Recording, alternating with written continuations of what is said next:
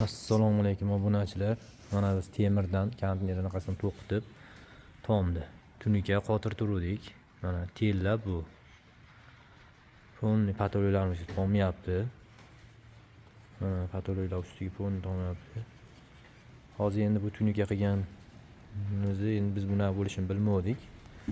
Mana lekin bu hozir divayniy rasxodga tushyapti. Endi o'ylab qarasangiz, hozir yo buni ustiga pena septirish kerak. Pena ham hozir divayniy rasxod ko'payib ketadi. Obunachilar iloji boricha tunuka qilmaslikka harakat qilinglar.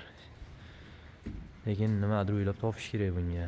Kim fikri bo'lsa kommentda yozib qoldiringlar. Lekin mana past tomon patologiya qildim, hozir patologiyaga mana polni suv tushyapti mana. Lekin bu narsani men ham bilmadim, mana endi o'zim bilib hammalarga nima qilib ko'rsatyapman mana. Birinchi etaj bitib, o'sha mana patologiyani qiluvdim, ikkinchi etajda endi mana tursam suv tomyapti. Qirovdan mana bo'lib tunuka tellaydigan. Hammalar o'z fikringlarni yozib qoldiringlar. Lekin divayniy rasxod, pena sepish.